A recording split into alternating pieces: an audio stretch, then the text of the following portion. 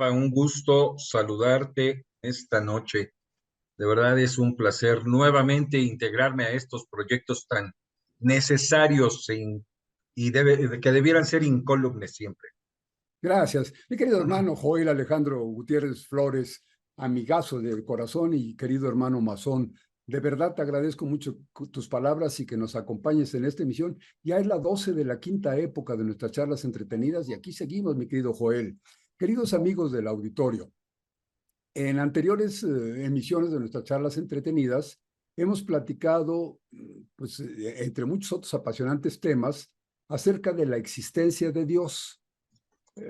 Sobre todo pensando en aceptar o procurando aceptar todas las opiniones, desde la negación total, quien dice yo no creo en Dios, hasta la fe absoluta de decir para mí Dios es el todo. Entonces, ambas posiciones nosotros las respetamos, cada uno de nosotros tiene la propia, pero la labor es sin dogmatismos y sin prejuicios, sacar juicios. Entonces, los invitamos muy cordialmente a que platiquen con nosotros, que nos den sus opiniones. Lo que platicamos es justamente ponerlo en la ventana para que ustedes opinen si están de acuerdo o no están de acuerdo y lo platicamos con toda la tranquilidad del mundo. En la emisión anterior, nuestro querido amigo y hermano masón Samuel Padilla Vega nos platicó sobre la historia del cristianismo, pero desde un punto de vista diferente, una cosa Sí, que es conocida generalmente o genéricamente como la vida de Jesucristo desde el gnosticismo. Pues ahí nos estuvo platicando acerca de algunas otras versiones de la historia y así, ¿no? sí. Entonces, aprovechando esto, hoy quiero aprovechar, quiero la presencia de nuestro querido amigo y hermano masón Joel Alejandro Gutiérrez Flores para profundizar en ese misterio que es apasionante, el aspecto del personaje central del cristianismo, Jesús de Nazaret o Jesús el Cristo o simplemente Jesucristo. Y así es que, mi querido Joel, yo te conozco como un experto economista, sabes mucho de economía, además eres director de proyectos de supervisión en empresas muy importantes, Muchas tienes una gracias. hermosísima familia en lo personal y además eres, pues, un ya veterano muy experimentado masón. ¿Cómo es que sabes algo acerca de este apasionante tema? Como que no siento que tu vida privada esté muy conectada con esto. ¿Cómo ocurrió esa experiencia, ese acercamiento a estos temas? Mira, Rafa, fíjate que desde la semana pasada estábamos comentando precisamente eso, de qué manera nosotros como padres debemos influir en la formación moral y eclesial de nuestros hijos. A mí me parece muy respetado todo aquel padre que inculca una fe o una especie de, de doctrina moral eclesiástica en los hijos. Afortunadamente yo tuve a mi abuela que me llevaba pues a misa, ¿no? Los domingos, íbamos muy temprano y mi eco más, pues, más hermoso y más lejano acerca de mi relación mística es estar escuchando a mi abuela al oído, dictándome las oraciones que yo debía ir hablando. Y en esa dulzura de su voz, en esa forma de incitarme a orar, y explicarme la belleza de lo que estábamos haciendo en ese momento, para mí el vínculo místico fue muy hermoso, fue realmente un encuentro con mi alma, ¿no? Con el alma de mía y de las personas. Y entonces se favoreció un encuentro muy bonito con la mística. Y entonces, a partir de allí nunca abandoné los estudios, pues, en el catecismo y posteriormente en la escuela pastoral y posteriormente en algunas congregaciones religiosas, después en jóvenes, en grupos de jóvenes, posteriormente con sacerdotes misioneros y en fin, fue creciendo mi formación. Digamos que se fue encadenando o Solito. engranando una cosa con la otra y nunca te separaste de aquellas tendencias que te había aconsejado tu abuela. Exactamente, exactamente. Pero hay un momento en donde se hace ese clic, donde uno empieza a ver que finalmente tenemos que empezar a ver la exégesis de las cosas, ¿no? Pero Claro. yo no podría llegar a la exégesis si no hubiese tenido primero la primaria información o la ¿Qué es primaria exégesis, formación. Alejandro? ¿Qué es exégesis? Es un estudio detallado a partir de la reflexión de lo que quiere decir, de lo que cómo se interpreta y de lo que quiso decir en su momento bajo el contexto y las palabras que se dijeron en el momento de los escritos, en este caso, bíblicos, ¿no? Digamos que es el análisis profundo del texto. Es el análisis profundo del texto a partir de sus contextos sociales, políticos, económicos, culturales y en fin, ¿no? Oye, Incluso déjame llorar en tu lingüísticos. hombro, déjame llorar en tu hombro y comentar con tus amigos internautas, porque esto que me estás platicando, pues coincide mucho con una visión que tengo yo, o sea, afortunadamente tú y yo coincidimos en ese sentido. Podríamos pensar diametralmente diferente y nos seguiríamos apreciando y respetando, pero coincido mucho con eso. Sin embargo, en mi opinión, la moda actual no va por ese sentido. Yo he escuchado, sobre todo en las redes sociales, veo mucho el comentario de que no se debe indoctrinar a los niños, que los padres deben dejar que los niños lleguen hasta la edad adulta y que decidan en ese momento a qué se van a dedicar en todos los aspectos de su vida, cosas muy importantes, pero la idea es esa, que como que vemos a las iglesias o a las religiones como un mal paso que los padres no deben obligar a los hijos a pensar. Entonces, bueno, este sería, Yo, digamos, estaría en exactamente. contra de tu abuela, Claro. ¿no? Es que yo, desde mi experiencia, para mí no podría yo llegar a este tipo de análisis o de estudios o de apasionamiento, porque tengo una pasión por la mística, yo no podría haber llegado ni siquiera a ser un buen masón si no hubiese tenido una formación, eclesiástica desde pequeño. No habría podido, o sea, eh, esa formación te va jalando y te va permitiendo entender muchas cosas. Y la exégesis que estudiamos ya en la prep y en la universidad, con los grupos de estudio más complejos, etcétera, pues de nada hubiese servido si no tienes esa formación. Claro. Hoy en día, yo soy un acérrimo crítico de muchas de las instituciones, conductas y cosas que hace la religión, ¿no? O la institución religiosa, no la religión, la institución religiosa. Pero y de igual manera puedo loar todos los esfuerzos de muchos sacerdotes, clérigos cristianos, evangélicos, ortodoxos, incluso mormones, aunque en mi particular punto de vista no concuerdo con muchas de sus ideas, pero puedo estar contento por su loable labor en la sociedad, ¿no? Ahora, Entonces, la otra palabra que utilizaste, la famosa exégesis, que me explicas ya que es un análisis profundo, yo diría que la exégesis, bueno, pues está dedicada a la parte de la vida mística, de la vida religiosa, estudiar los libros religiosos fundamentales. Pero ojalá que toda la sociedad, tú, yo y todos nuestros amigos de las redes sociales, ojalá despertaran en su interior la necesidad de hacer ese exégesis o ese análisis no solamente para la parte religiosa, sino para todo lo que leemos, porque oh, se ha ido perdiendo la capacidad de comprensión de los textos. Entonces yo creo que por la rapidez con la que se lee en las redes sociales, que pues ya un parrafito de 5 renglones ya no lo lee nadie, quiere nada más los emojis o los emoticones y con eso acabé, ¿no? Entonces eso nos ha ido impidiendo ya entender. Y luego de repente, Joel, y a ti te debe tocar en trabajos masónicos, de repente, pues ya ves que en la institución masónica acostumbramos escribir y leer trabajos con más dedicación, con más detalle, ¿no?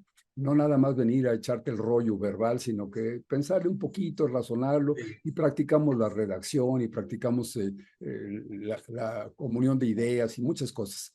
Pero de repente encuentro con que personas de mi afecto, con mucha respeto por su profesión, por su cultura, por su preparación, no comprenden lo que leyeron. Ponemos un párrafo absolutamente claro que dice tal y tal y tal y tal. Es un párrafo claro. Y después cuando analizamos o preguntamos qué pensaron de eso, qué análisis les produjo la lectura, pues la verdad es que me encuentro con respuestas absolutamente disímbolas. Eh, Dicen en mi vecindad, dicen, entienden una costra por ostra, Sí, sí, sí. se pierde, ¿no? Yo creo que también se debe mucho a que no hemos aprendido a leer o no tuvimos también esa fortuna de empezar desde pequeños a tener estómago para leer. Cuando uno lee, cuando uno empieza a aprender a leer bien, también empieza a escribir bien. Y hoy en día nos falta mucha literatura, mucha praxis en este Práctica, sentido. práctica de leer, pues si no practicas, no, por ejemplo, si no practicáramos, claro,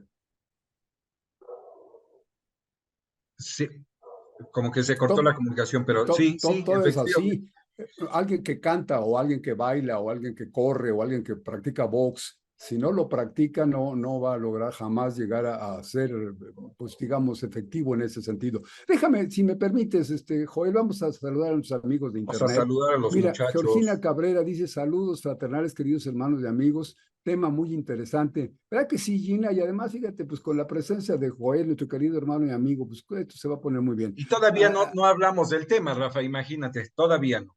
Artemis Sancler, saludos fraternales. Artemis, te mando un abrazo con mucho cariño. Ojalá que nos puedas acompañar con comentarios y tus opiniones. Emanuel Benito, muy buenas noches, queridos hermanos. Feliz fin de semana. Pues sí, vamos a procurar, a ver si no nos agarramos del chongo, Joel y yo, y si nos agarramos del chongo, pues ya no va a haber un feliz fin de semana. Pero si lo Este, llevamos pacífico, a lo mejor sí. Lorena no lo Gómez sé, Valdés, Rafa, no buenas te noches. prometo nada. Un gusto estar con ustedes. Claro, Lorena, y para nosotros también es un doble gusto que nos acompañes. Nancy Yoguayolotli, triple abrazo fraternal a todos mis hermanos. Nancy, qué bueno, me encanta que nos acompañes. Guillermo Arturo Sopeña, buenas noches, un triple abrazo fraternal. Memo, querido, te mandamos un abrazo. Tú estás hasta la frontera norte, allá en Ciudad Juárez. Un abrazo con mucho cariño.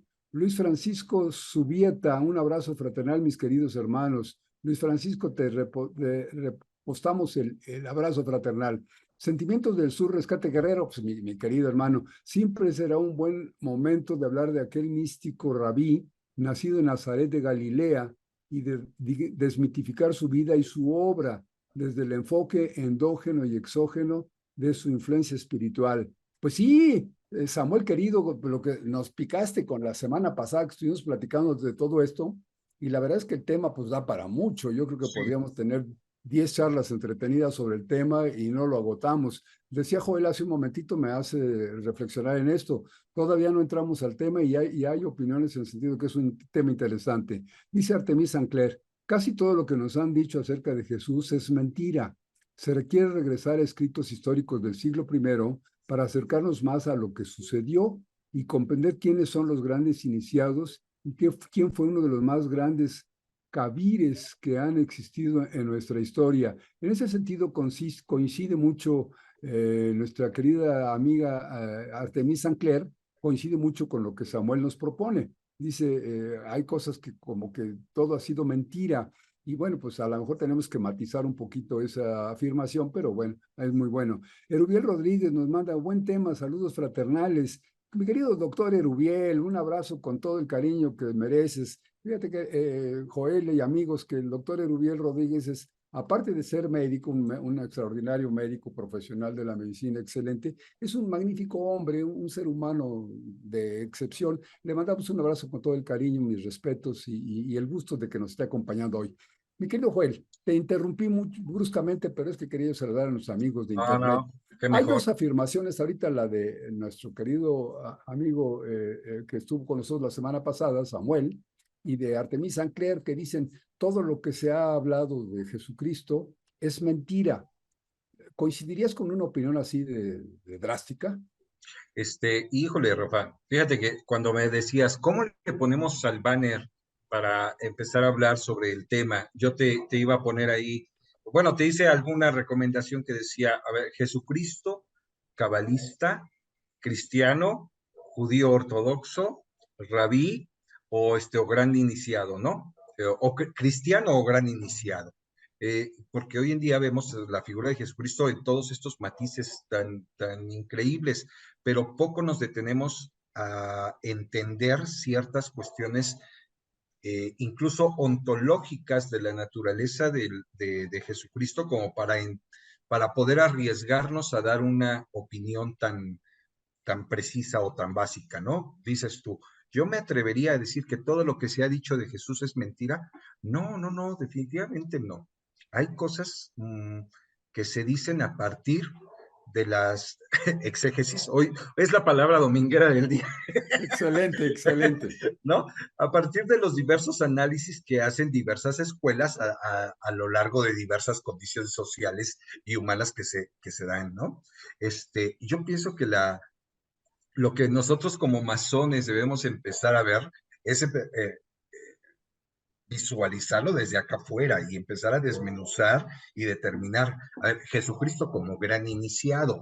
Bien, estudiemos cuál era la gnosis y la mística judía gnóstica de los esenios del siglo primero, ¿no? Y a partir de ahí veamos cuál es, que no tiene nada que ver con, digamos, con una cábala judía que practicaba Jesucristo, ¿no? O, Sino o que quizá, o quizá, a ver si me atrevo a decir, quizá no tanto, no solo del siglo primero, sino del siglo uno antes de la era sí, cristiana, sí, o efectivamente, 2 siglos antes, o 5 siglos antes, ¿no? Porque sí. si él es un iniciado, pues ¿en qué se inició? Exactamente. Pues sí, efectivamente. Y luego ver también la otra parte. A ver, pero ¿quién va a ser Jesucristo y a partir de qué punto lo vamos a empezar a analizar?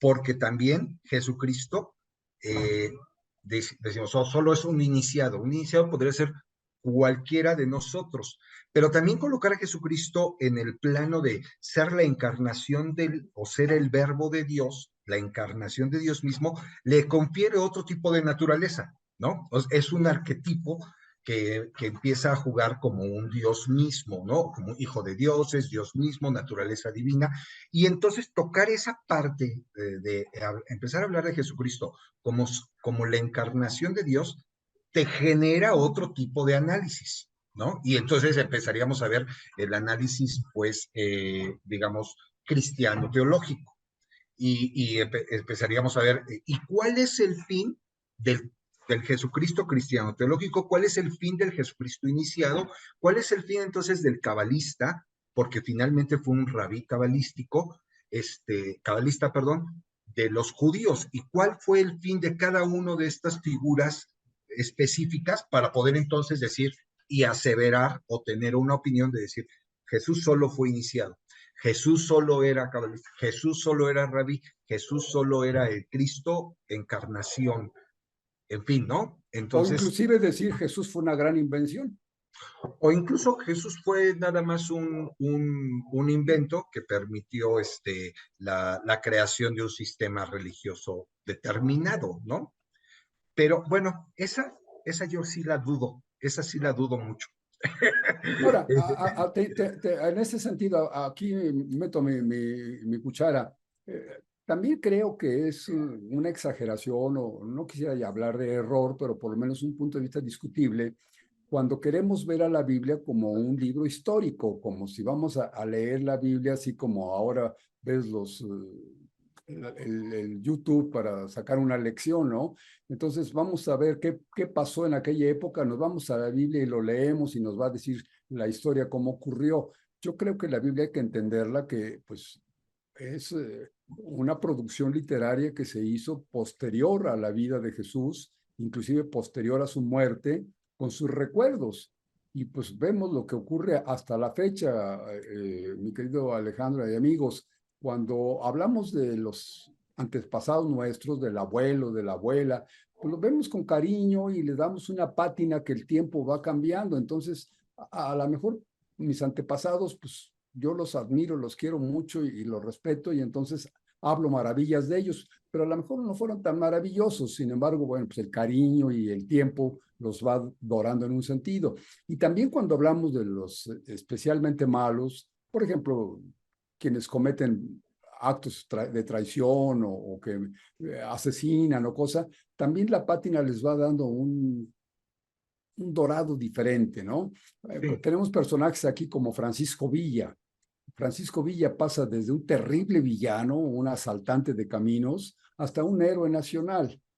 Pues todos tienen un fundamento, pero depende del ángulo desde que lo veas. Entonces, imagínate un personaje tan importante como sí. Jesús del de Nazaret, que tiene 2000, no sé, 2024 años, o no quiero precisar porque justamente no debo hablar de la Biblia como un libro de historia, pero 2000 y tantos años y sigue siendo un personaje de discusión, ¿no? Y ha Sí, y dado yo creo, origen a teorías. y es que yo creo que también debemos separar la otra parte, ¿no? ¿Cuál es el origen de Jesús histórico y cómo lo podemos encuadrar en un sistema gnóstico, en un sistema iniciático, en un sistema judío o la creación de un sistema? Se olvida a veces que hay que entender también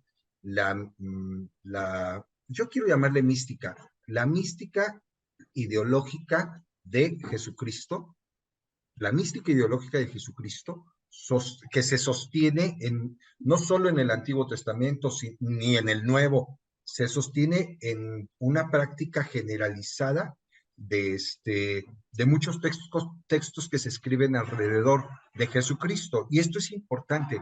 Por eso yo digo, también hay que analizar a Jesucristo sin, no solo como figura histórica, sino analizar su comportamiento y su forma de actuar, de pensar, de entender las cosas. Y entonces, si nos vamos que a mí me gustaría entrar más en esa discusión, ¿no? Porque si nos vamos por ahí del 515 antes de Cristo, fue la primera vez en que se canoniza los libros del Pentateuco o la Torah, ¿no? O los libros que van a usar los judíos para hacer sus oraciones y sus rituales se canonizan alrededor del 515. Entonces, antes del 515 podemos pensar que no había ninguna mística establecida o prefigurada específica del pueblo judío, sino hasta Digamos el organizada. 515, organizada, exactamente. En el 515 se canoniza.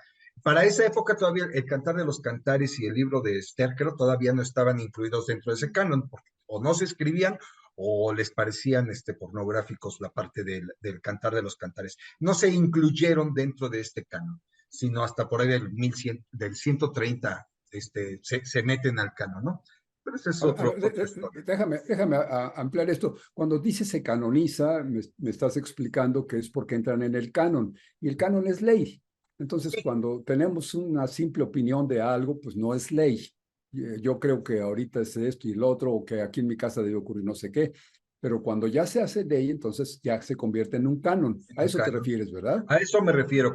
Sí, las comunidades judías que habitaban para ese entonces el dominio de Israel, para el 515, a tanta literatura y escritos que hay que darle un orden, una especificidad y hay que organizarlos de determinada manera, porque esos mitos, yo siempre lo he dicho, los mitos y los cuentos y toda esa literatura tiene que formar parte de nuestra pertenencia y nos da un sentido. Entonces, organizarla permite generar los rituales necesarios para darse esa pertenencia que requiere el ritual y esa personalidad que requieren los rituales. Entonces, para el 515 se canoniza, ¿no? Y ahí, digamos que por ahí del año 1 antes de Cristo, 1 después de Cristo, hay mucha literatura y justamente en los escritos de Qumran, en los escritos del Mar Muerto, precisamente hay muchos textos que hablan de posiciones cabalísticas, tratados acerca de la luz y la oscuridad, etcétera. Tratados muy interesantes, que quiere decir que para ese siglo, 100 años antes de Cristo y 100 años después, esos pequeños 200 años de historia, había una cantidad de escritos y de pensamiento místico muy, muy elaborado, muy interesante. Y Jesucristo seguramente participaba de ese tipo de mística que existía en ese momento. Ahora, esta mística, Digamos que era una efervescencia cultural e ideológica de esa época. Había pros y contras sobre el canon que tú dices 500 años antes, Entonces, a algunos les caen bien las leyes y a otros les caen mal las leyes. Y Sí, encuentran argumentos para decir esta ley es correcta, pero hay argumentos que dicen esta ley me molesta, ¿no? sí, Entonces, quizá eso era lo que ocurría en esos 2 siglos de los que hablas, ¿no? exactamente. Y entonces cuando empezamos a leer, cuando empezamos a entender que esta mística, lo que hoy en día, cuando hablamos de Cábala, decimos la Cábala es un sistema que permite o que promueve la unión con el Creador, con Dios mismo, sin intermediarios, uno mismo mediante meditación, mediante sí, un estudio personal, puede comunicarse con Dios, ¿no? Puede tener esa relación mística con Dios. O sea, esa es la mística básica de la Cábala.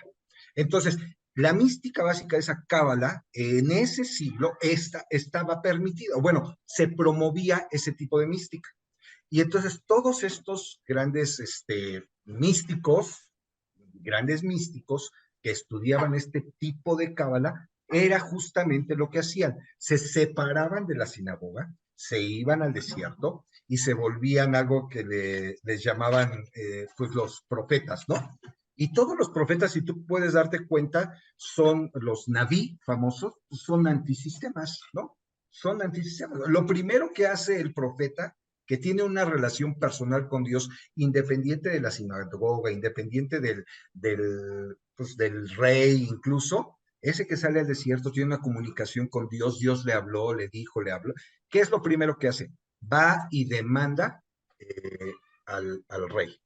Va y dice, oye, Natán, uno de los primeros profetas, habla y dice, no, es que el rey David está haciendo esto, esto y esto. Y Daniel, no, es que el rey está haciendo, y Jonás, es que ve y dile al rey de Nínive que está haciendo mal y que, en fin, todos los profetas son antisistema, ¿no? Porque no buscan el poder, buscan la religión, la mística, la unión con Dios a través del pues de la relación personal mediante la meditación. Digamos, hablando un poco en términos masónicos, digamos que buscan su propia verdad.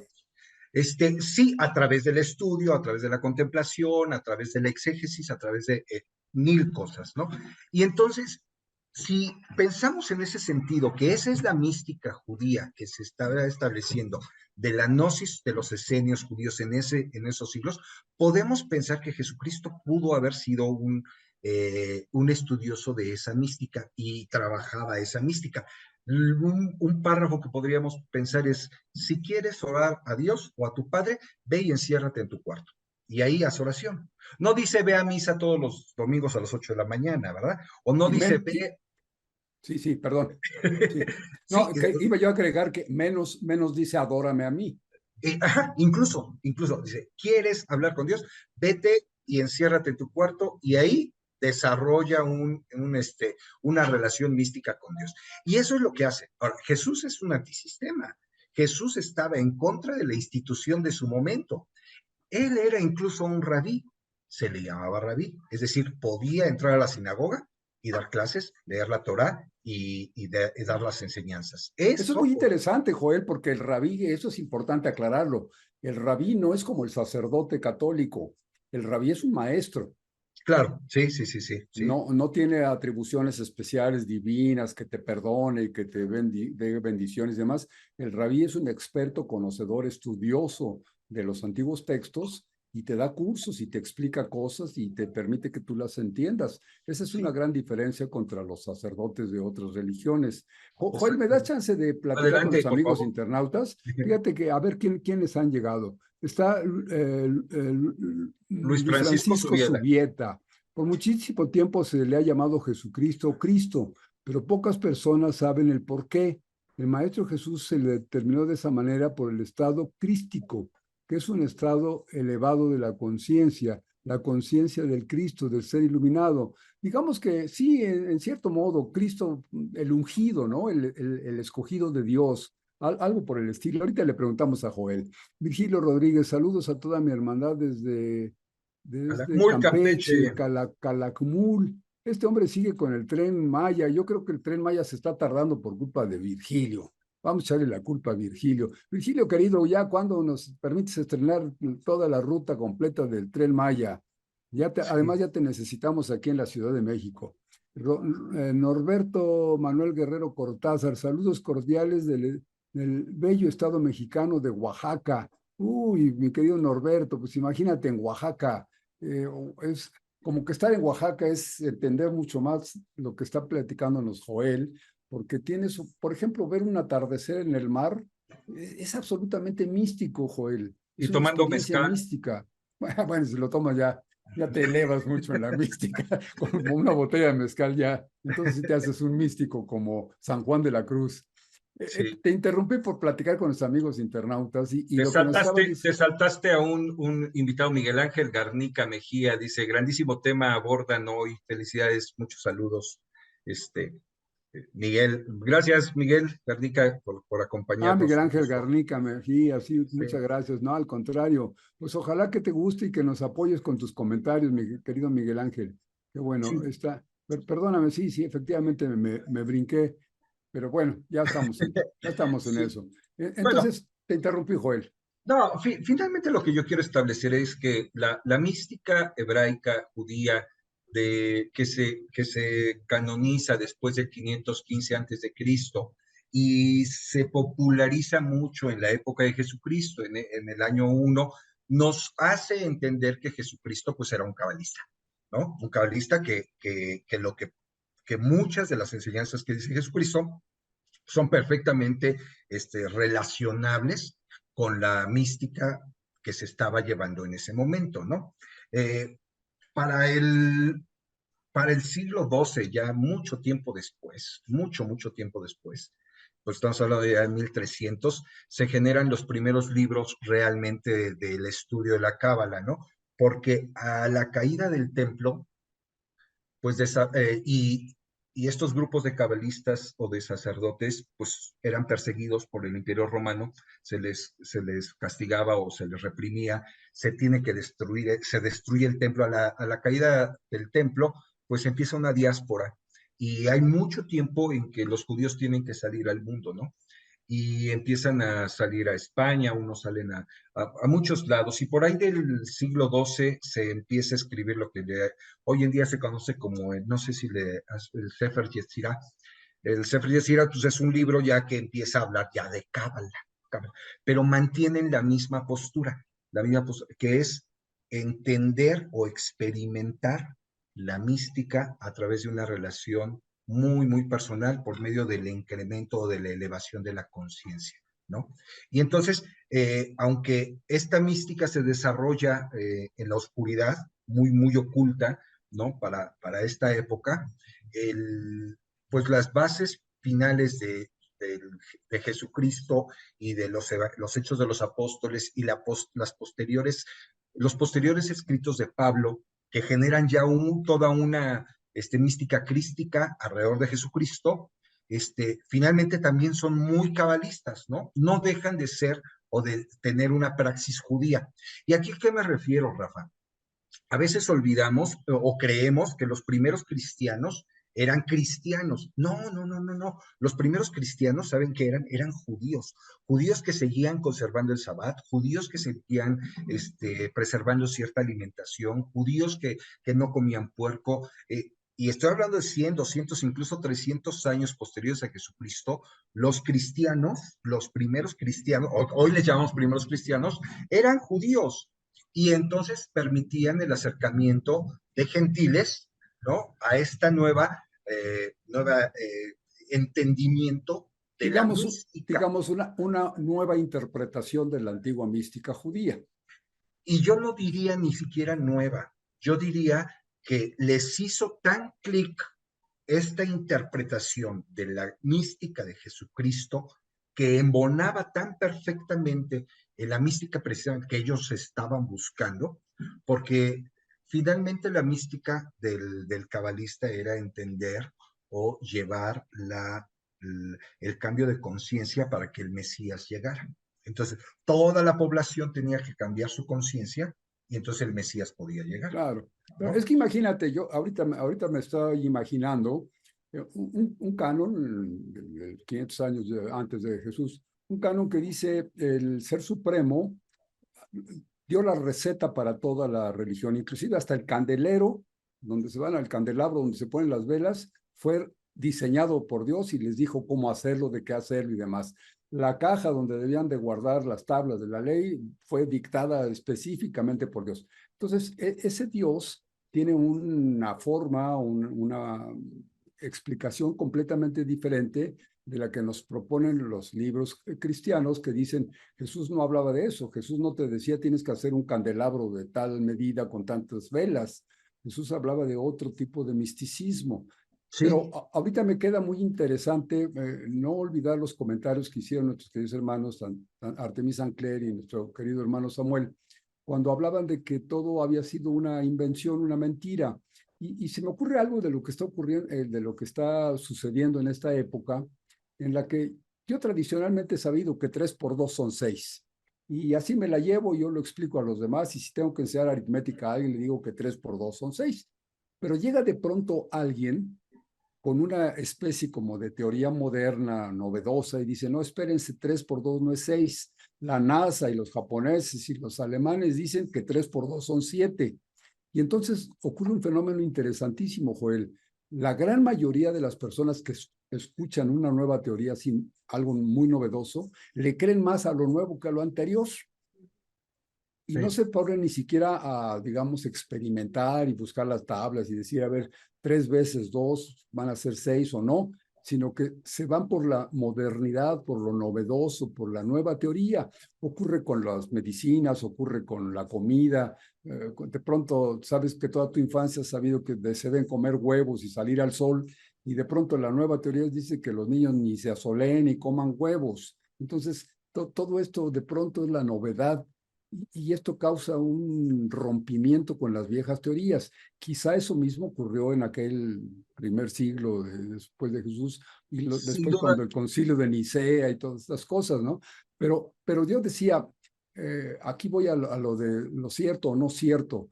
¿Por qué podemos asegurar que la imagen de Jesús de la Biblia cristiana o de la Torá, eh, digamos, de la derivación de la Torá que se conoce como el Nuevo Testamento, ¿por qué de un momento dado de decir todo eso es mentira y sin embargo estas otras versiones, estas sí son las buenas? Se me haría un poquito complicado de defender una cosa o defender la otra. Claro, claro, yo creo que estamos en una posición de o caer en el entendido de que Dan Brown y los libros del Código Da Vinci son el canon de la nueva, de la nueva, ¿Sí? este, La nueva era. de la nueva era contemporánea acerca de la mística de los grandes iniciados, o estamos en el canon de entender que Jesucristo es pues el que dice la Biblia cristiana, ¿no? O estamos en el canon de entender lo que probablemente alguna otra idea pueda presentar por allí. Por Ahora, ejemplo, se puede. fundamentalmente, Joel, la expresión gnosticismo o el análisis gnóstico o la escuela gnóstica de la vida de Jesús, fundamentalmente se refiere a que el 12, bueno, no quiero usar más palabras raras, pero el hecho de pensar que la imagen de Jesús, toda la personalidad de Jesús es espiritual, que fue realmente no una cosa material, física, porque inclusive se califica al cuerpo como algo malo. Entonces, esto que le llaman docetismo habla de que solamente lo que vale es el espíritu. Pero en este caso, en mi propia y personal opinión, atreviéndome a agregar esto, yo diría que todos nosotros estamos formados así. Por un lado, la parte material, esta que trae una camisa y que está hablando en este momento con ustedes, pero hay otra parte interna, espiritual, que probablemente ni yo mismo conozco. Hay otra parte y algo que une el alma con el espíritu y el cuerpo, que sería una tercera versión de mí mismo. Entonces, el gnosticismo dice Jesús no pudo haber sido cuerpo material porque el cuerpo material es sucio, es malo. Lo que él fue una representación espiritual. Esta sería la gran diferencia entre el gnosticismo y la vida tradicional de la Biblia. Totalmente. Y incluso podríamos decir que incluso el catolicismo o el cristianismo también adoptó parte de ese pensamiento y castigó severamente la sexualidad y la materia, ¿no? Y entonces se volvió así como que rechazar lo material, ¿no? El rico no puede el entrar cuerpo al reino, sucio. y la materia, o sea, el cuerpo y la materia, ¿no? El rico no puede entrar al reino de los cielos. No, no, no es que no puede entrar, es que le es más difícil entrar, ¿no? Pero no es que no puede entrar. Pero hay toda el rico no puede entrar. Y incluso la sexualidad, el acto tenía que ser escondidas, ocultado, no comulgado, comunicado, etcétera, ni siquiera en ningún tipo de educación. Y esa parte sí la toma cierta parte del cristianismo, ¿no? Y fíjate que podríamos decir que la cábala judía, a mí me gusta mucho la cábala, que la cábala judía, cuando explica con el árbol sefirótico la naturaleza o la creación del universo, también está explicando la creación de la materia de nosotros. Y la mística asegura siempre, desde un principio, la mística cabalística asegura desde un principio que al ser almas encarnadas, la carne tiene un sentido. No puede ser un sinsentido el hecho de que seamos almas encarnadas, ¿no? Y entonces nuestra materia tiene que estar en equilibrio.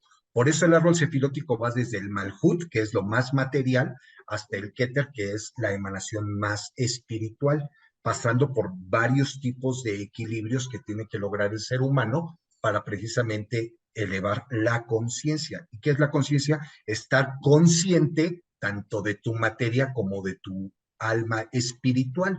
Y esta conciencia te permite pues, subir un punto del trípode, ¿no? Entonces, desde el Malhud hasta el Keter, estamos hablando del equilibrio de la materia y el espíritu. Entonces, esta visión cabalística, yo siento que la tenía perfectamente en equilibrio Jesús.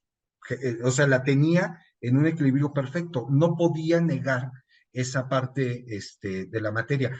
Y entonces cobra sentido el hecho de que Jesucristo no solo sea un ser espiritual y ya, como lo dijeran los gnósticos, sino que precisamente para dar el equilibrio a esa creación del mundo en el Tzimtzum, eh, el Dios mismo tiene que encarnarse y al encarnarse le da a la materia precisamente la vivificación que requiere para que nosotros podamos entender que con nuestra materia podemos elevar la conciencia al mismo grado en que Jesucristo elevó la conciencia al ser Dios mismo encarnado. Pero esta es una idea, me explico, no quiero decir, no quiero que tú pienses eso, pero yo creo que es una idea que precisamente justifica que Jesucristo no sea solo espíritu, sino sea el Espíritu de Dios encarnado en el hombre, en materia, precisamente para darle sentido a esta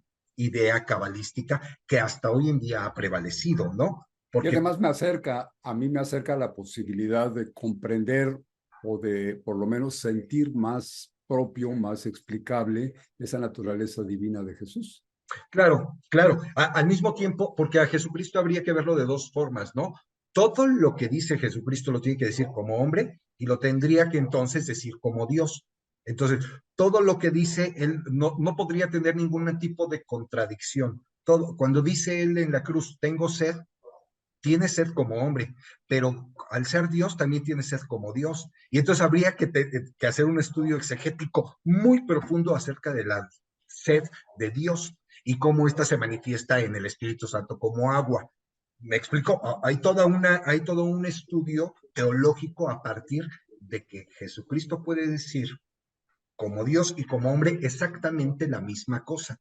Y diferenciarlos permite tener teologías Claro. muy interesantes que hoy en día se practican como carismas en muchas organizaciones religiosas, ¿no? Hoy nosotros somos del corazón, del Sagrado Corazón. Porque el exégesis del Sagrado Corazón dice una cosa y está relacionada a una teología. Nosotros somos de la sed de Cristo. Nosotros somos de la etcétera, ¿no? Hay tantos carismas alrededor de De esto. las divinas heridas o cosa por el estilo. Ahora, Exactamente. aquí estás tocando un tema que me llamó mucho la atención porque sigo un poco con la idea ¿cómo te diré? Así como dicen la chilindrina, así como digo una cosa, digo la otra, ¿no? O sea, ya Era sabes la que es chimoltrufia. Pues. la chimoltrufia, una filósofa extraordinaria, ¿no? Filósofa, por cierto, que la filosofía actualmente tiene personajes relevantísimos. Por ejemplo, la filósofa esta Xochitl Gálvez, que dice que si a los 60 años no tienes un buen recurso económico, pues es que eres bien güey. Entonces, me parece que son afirmaciones que cuando pase un siglo más va a acabar Ella con tenía una mística Aristóteles. muy elaborada porque tendríamos que hablarle a los muertos para preguntarles de qué murieron. También eso me pareció muy interesante. Pues ella es una mística a otro nivel. Maravillosa. Joel, te quería preguntar esto. A ver, platicar con tus amigos internautas y especialmente con Samuel y con Sancler. Nos dicen esto. Hay unos evangelios, digamos que el cuerpo principal del Nuevo Testamento son los evangelios, cuatro evangelistas, Marcos, Mateo, Lucas y Juan, Juan. Lucas y Marcos. Bueno, estos cuatro evangelistas nos dan una visión, una serie de explicaciones. Dicen, Jesús dijo esto y Jesús hizo lo otro y ocurrió tal y tal y tal. Digamos que nos dan la base histórica a su manera del cristianismo desde un punto de vista. Y entonces la nueva teoría o las teorías diferentes dicen, esas son mentiras. Lo que dijeron esos cuatro evangelistas son mentiras. Hay otros evangelistas, y hablabas tú hace rato de los rollos del Mar Muerto, han aparecido otros escritos y entonces tienen evangelistas como por ejemplo Felipe, Tomás, el mismo Judas María y Magdalena. María Magdalena, como que son la contraparte de estos evangelistas. Entonces nos proponen creer en estos cuatro, que pues, los contrarios dicen que son apócrifos. No, no, yo no quiero calificarlo porque entraríamos en lo que a mí me repugna mucho, que son los prejuicios y los dogmas. Entonces no quiero ni ser prejuicioso ni dogmático, pero se le llaman apócrifos a estos evangelios. Entonces, ¿por qué a los apócrifos sí les voy a creer y a los tradicionales evangelistas no les voy a creer? Me parece como que ahí estaríamos pues cargando los dados en un sentido, ¿no, Joel? Sí, no, no, no, definitivamente, Rafa, y, y yo creo que es precisamente por nuestra falta de entendimiento y de ir siguiendo el hilo de ciertas cosas. Por eso yo quería empezar esta charla hablando desde este canon del 515 antes de Cristo, ¿no? Porque ahí empieza todo, entender que a partir de esta, el entendimiento de la naturaleza de nuestra relación, de la relación del hombre con Dios a través de un suceso, de un ritual que mistifica, que se llama místico y que permite nuestra relación con Dios, nuestra religión, este, se va dando, se va dando, se va dando y se va contaminando en algunas veces, anteponiéndose otras cosas, generando ideas de un lado o de otro. Y es precisamente que hay que perseguir la columna vertebral. Si uno empieza a ver la columna vertebral desde esta primera establecimiento de lo que va a ser la mística del pueblo judío, para después entender que la mística del pueblo judío la entiende, la apropia, incluso la magnifica Jesucristo por medio de sus enseñanzas y su vida, y después se vuelve a contaminar por varias situaciones por ahí históricas, pestes, invasiones, etcétera, y se va creando otra, y que tiene que volver a canonizarse y que tiene que volver a especificarse, etcétera. Si nosotros no dejamos de perder la columna vertebral, yo creo que no nos vamos a perder tanto, ni vamos a decir, Dan Brown tenía razón, el Evangelio de Judas es el correcto, o no, yo solo me quedo con lo que dice Juan en el capítulo 1, ¿no? En el protoevangelio. Entonces, yo creo que debemos estudiar esa columna vertebral. Y yo por eso quise empezar desde allí. Claro, ahorita que hablas de los libros de Dan Brown, también en la historia, en todos estos 20 siglos o algo por el estilo, sobre todo en los últimos años, descubrimientos arqueológicos y demás, nos han sacralizado otro tipo de libros, como por ejemplo el libro de Enoch, que explica algunas cosas desde su punto de vista. Sobre todo, pues yo tengo que creerle a los que dicen que saben lo que dice el libro, porque son pedacitos de pergamino, pedacitos de cobre, pedacitos de arcilla y con el viejo hebreo que no tenía ni siquiera vocales, es muy complicado analizarlo, pero los expertos, pues, tengo que creerles. Entonces ellos dicen que el libro de Enoch dice tal y tal y tal y explica. Y entonces dan como bueno toda la argumentación del libro de Enoch. Pero luego hay otras versiones, por ejemplo, en la que involucramos a Noé, el de la famosa arca, y explicaciones de que fue una llamarada del sol y que no sé qué, derritió los polos o los caquetes polares y entonces subió el agua en fin, dan una explicación de ese tipo y nos acaban diciendo, Joel, amigos internautas, es algo que a mí me inquieta mucho, nos acaban diciendo que todo eso explica por cómo se construyeron las pirámides de Giza en Egipto. Sí, Entonces vinieron los extraterrestres y los extraterrestres fueron los que hicieron el arca de Noé y los que hicieron las pirámides de Giza, y eso sí es cierto. Lo otro, lo que está escrito en el Nuevo Testamento, no es cierto.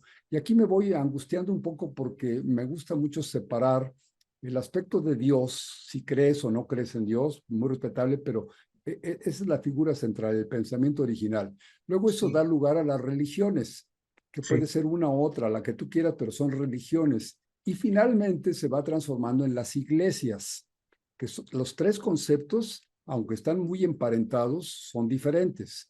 Entonces yo podría en un momento dado calificar a una iglesia bien o mal, pero me estoy refiriendo específicamente a la institución eclesiástica, el grupo tanto de fieles como de los dirigentes, ¿no? Esta es una iglesia. La otra es la religión, si creo en los principios del ser supremo, ¿no? Y finalmente creer en Dios o no creer, ya sea el Dios de Spinoza, el Dios que tú quieras, pero creer o no creer en Dios. Son tres conceptos diferentes, Joel, y ahí ya pues los tres pueden ser interpretados de muy diferentes maneras y dar lugar a los dogmas. Y a mí los dogmas y los prejuicios como que es algo que me saca ronchitas en el cuerpo. Vamos antes de que terminemos, porque se me está acabando el tiempo, mi querido Joel. ¿Me dejas saludar por última vez a nuestros queridos sí, amigos adelante. internautas? A ver quién es. Ahora sí voy a tratar de que no se me pase quién está aquí con nosotros. Bueno, está Liliana Vázquez. Ah, está Norberto Manuel Guerrero. Excelente charla. Gracias, Norberto. Pues tus opiniones nos favorecen mucho, nos emocionan y esto nos ayuda a hablar en otras ocasiones. Liliana Vázquez Montoya dice, ¿cómo pasó de un Mesías imitable a una figura solo de idolatría? Qué buena pregunta, Liliana. Fíjate que Liliana es una experta en letras y nos pregunta cómo pasó la idea de un Mesías imitable a una figura solo de idolatría. Bueno, ya si entramos en que sea figura de idolatría, como que ya le estamos dando una calificación muy definida. Ahorita le preguntamos a Joel. Joel sabe mucho más de eso. Nos dice, Sentimiento del Sur Rescate Guerrero, es el título de nuestro querido hermano. Acertado comentario de Luis Francisco Subieta. Sí, sí, creo que tienes toda la razón, mi querido amigo y hermano. También nos habla, dice Lorena Lorena Gómez, Gómez, Jesús, un personaje místico, trascendental, un ser de conciencia con una gran carga moral, un paradigma para hombres y mujeres en relación con su ser, su entorno y sus semejantes. Pues sí, y lo que estamos discutiendo, Lorena, es justamente eso. Mi duda es esto. Todo eso que calificas tú me parece que encaja perfectamente en el personaje Jesús Cristo, el central del cristianismo. Lo que estamos pensando es si fue cierto o no fue cierto. Es decir, si existió realmente con todos esos grandes valores o lo hemos ido creando a través de 2000 años y pudo haber sido pues simplemente un rabino y le vamos inyectándole todas estas cualidades y haciéndolo un super personaje. Esto es parte de la discusión. Rodolfo Santini, le damos la conciencia a través de la energía. Y sí, pues sí, ya nos está metiendo en otros. Rodolfo Santín, la duda filosófica, la duda filosofal. Sí, sí, nos meten en complejos problemas que ya no nos va a dar tiempo de aclarar, mi querido Joel. Lorena Gómez, mi esposo, que también nos escucha, agradece al ponente, al que comparta sus conocimientos respecto al tema de Jesús, un personaje que actualmente es es desconocido por desconocido muchos. por muchos. Pues sí, actualmente y toda la vida, los 20 siglos ha sido conocido por algunos y desconocido por muchos. Y para colmo, Lorena, fíjate, lo peor de todo es que hasta ignorantes como yo nos atrevemos a hablar de Jesús y de discutir y decir sí fue, no fue y así asado, ¿no? Y es importante lo que decía Joel hace rato, nos recomendaba la exégesis, es decir, el análisis cuidadoso de lo que leemos y de lo que decimos. Si no, pues damos opiniones muy al volando, ¿no? Al volapié. Dice Artemisa Anclés, les recomiendo mucho los libros El Enigma del Grial y El legado de María Magdalena de Gardner. Y el libro de los grandes iniciados de Shure Jesús fue el primero en la línea mesiánica, que no solo de rey de la línea davídica de la casa de Judá, sino también sacerdote de la línea de los esenios, y casándolo con la línea macabea más importante, creaba una línea sanguínea de reyes magos sacerdotes que espantó al rabí ortodoxo Caifás y al rey Herodes, porque ambas, religión y gobierno, le tocaba a Yeshua ben Yosef. Toda la encubierta hecha después del cristianismo fue para esconder lo que realmente estaba sucediendo en la política del momento. Nazaret ni siquiera existía en el año 6 o 7 antes de Cristo, cuando nació Jesús, quien tenía padres y hermanos que todavía se pueden encontrar en los anales romanos y otros registros históricos. Les recomiendo leer la historia antes de Constantino. Artemis, muchas gracias, muy buena opinión. Vamos a tratar de leer esos libros y formar mejor una opinión. Diana Morales, salud maestro. Diana querida, te mandamos un abrazo con todo el cariño y el respeto que tú mereces. Ya nos veremos muy pronto. Eduardo Bustos, muy interesante tema. Lalo querido, pues un abrazo con mucho cariño. Ya nos hace falta que vuelvas aquí con nosotros a platicar. Nos manda un triple abrazo fraternal. Y Lalo pues sabe también cosas muy importantes. Erika Ortiz, excelente tema, un abrazo fuerte. Erika, también abrazos con mucho, mucho cariño para ti. Pues hasta ahí creo que ahora sí no me salté ninguno, mi querido Joel. Joel, querido, se me está acabando el tiempo. Pregúntame, Rafa, ¿qué hora es? La que tú quieras, pues. Si no, aquí le seguimos hasta las 11 de la noche. Ya ves que en Venezuela ya son ahorita las 12 de la noche. Ya Mandamos es saludos a nuestros medianoche en amigos punto por allá. venezolanos. Joel, ¿cómo redondeamos este tema? Desde luego que tiene mucha amiga para seguir platicando de esto, invitar a otros amigos, otras gentes que pudieran aconsejarnos sobre los temas, sobre los libros. Sí. ¿Cómo redondeas este tema para no dejar muchos cabos sueltos? Mira, yo creo que antes de declarar precisamente que Jesucristo es tal o cual cosa o descendiente de tal o cual línea o sacerdote de quién o no, o si tiene o no un linaje, que a mí habría primero que entender, o sí entender o dialogar acerca de cuál es el fin de cada uno, de cómo vemos a Jesucristo, ¿no? Si el fin de Jesucristo era crear un linaje, bajo qué circunstancias y por qué, ¿no? Si el fin de Jesucristo es el Dios mismo encarnado para crear un cambio de conciencia que permita el rompimiento de las 10 capas del Sin Sun San y te permita llegar al mundo fuera de la contracción cabalística, pues es otro tema, me explico, es otro tipo de, la descendencia de Exégesis. Jesucristo no cabe en ese tipo de paradigma, ¿no? Incluso que Jesucristo venga a la tierra y que con su sangre genere un equilibrio que, que dentro de, de la creación se da por la transgresión del hombre, que no puede subsanar la naturaleza de Dios y que solo Dios mismo encarnado puede subsanar mediante su propio sacrificio para equilibrar estas naturalezas y poder generar religar la relación con Dios, entonces estamos hablando de cristianismo. ¿Me explico? Entonces son tres puntos de vista bien complejos y bien distintos que tenemos que analizar. El linaje, la elevación de la conciencia por el Mesías o Jesucristo viniendo a resarcir el equilibrio por medio de su sacrificio, ¿no? De su propia naturaleza. Y entonces estas tres líneas las tenemos que estudiar bien, bien antes de determinar cuál es la real y original, ¿no? Porque todo lo que sucede después o alrededor no importa, no importa, realmente no importa. Es histórica, es historia, son migas, son parte de que se van soltando, pero si nosotros no determinamos primero los hechos teológicos que queremos entender y cómo queremos estudiarlo, no podemos aventurarnos a decir absolutamente nada, Claro. ¿no? Claro. Y fíjate, en asuntos tan terrenales, tan actuales, tan mundanos como el dinero, Joel, en este momento estamos sabiendo que, por ejemplo, las pensiones de los trabajadores se están retirándole a las Afores lo que se ha quedado abandonado y se le va a dar al Banco de México para que el Banco de México lo guarde y quede permanentemente a disposición de quien lo reclame. Esa es una verdad. Pero por el otro lado, la televisión crea otra verdad con sus mentiras y dice, te están robando tu pensión. Los que se la están robando dicen, gritan, cuidado, agarren al ladrón, ¿no?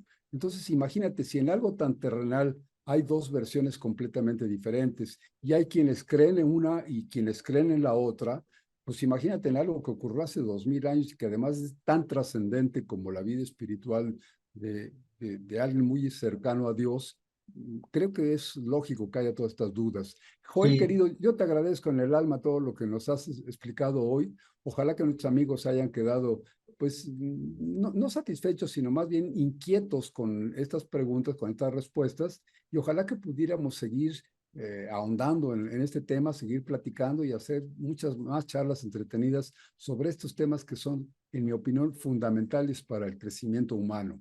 a mí me parece importantísimo que podamos continuar estos temas porque sí, pareciera que nos casamos a veces con ciertas ideas, ¿no? Y descartamos por, por una tradición o por o renegar simplemente por renegar, etcétera, descartamos otras ideas que bien pueden ser muy interesantes de poder estudiar, ¿no?